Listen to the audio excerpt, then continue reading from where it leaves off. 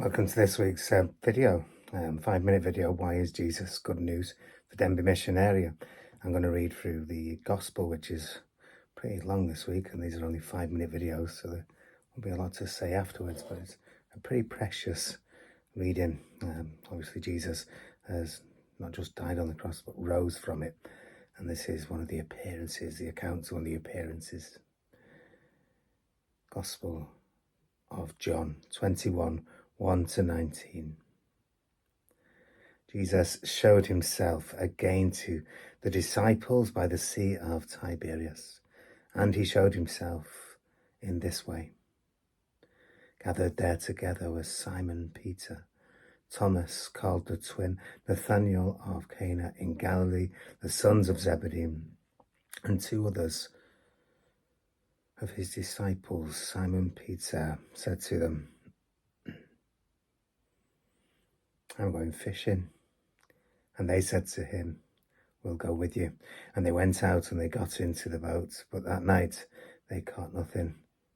Just after daybreak, Jesus stood on the beach, but the disciples did not know that it was Jesus. Jesus said to them, "Children, you have no fish, have you?" And they answered him, "No."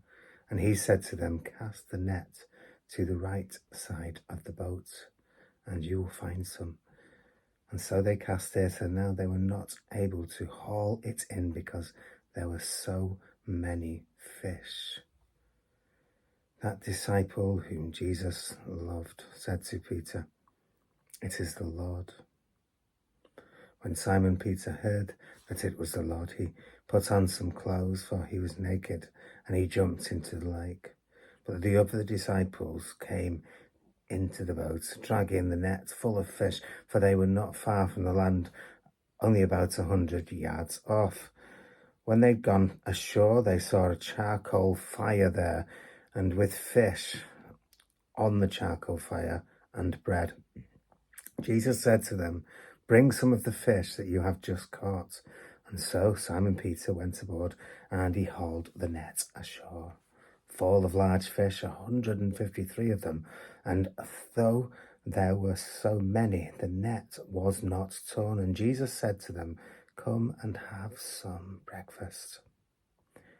Now none of the disciples dared to ask him, "Who are you?" because they knew it was the Lord. And Jesus came and took the bread and gave it to them. And he did the same with the fish. This was now the third time that Jesus had appeared to his disciples after he was raised from the dead. And when they'd finished breakfast, Jesus said to Simon Peter, "Simon, son of John, do you love me more than these?" And he said to them, "Yes, Lord, you know that I love you." Jesus said to him, "Feed my lambs." A second time he said to him, "Simon, son of John, do you love me?" And he said to him, "Yes, Lord, you know that I love you." And Jesus said to him, "Tend my sheep." He said to him the third time, "Simon, son of John, do you love me?"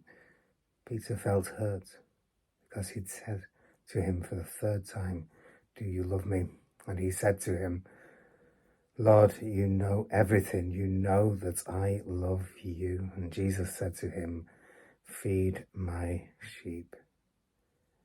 Very truly, I tell you, when you were younger, you used to fasten your own belt and go wherever you wished. But when you grow old, you will stretch out your hands and someone else will fasten a belt around you and take you where you do not wish to go." He said this to indicate the kind of death by which he would glorify God. After this, he said to him, "Follow me."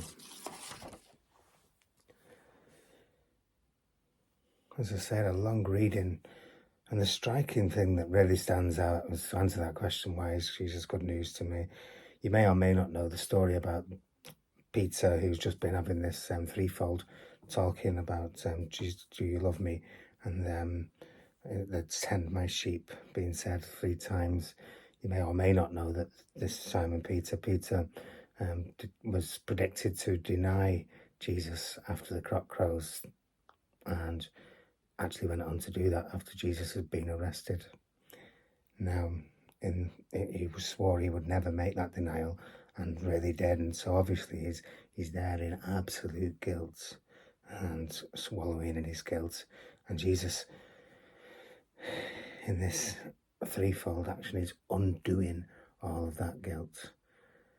And so, quite strikingly, to finish there, it says at the end, after this, he said to him, "Follow me." So this is really quite wonderful in undoing that guilt. You know, Peter went on to be the first pope. He was classed as the first pope in Christian tradition, if you like. And that forgiveness, that take your guilt away stuff, is transforming. It's liberating. This follow me. God doesn't ask us to follow him and then just leaves us to it. Yeah. God doesn't just forgive us and say, there you go and do this. Jesus says, follow me. And in following Jesus, who is good news, really good things happen.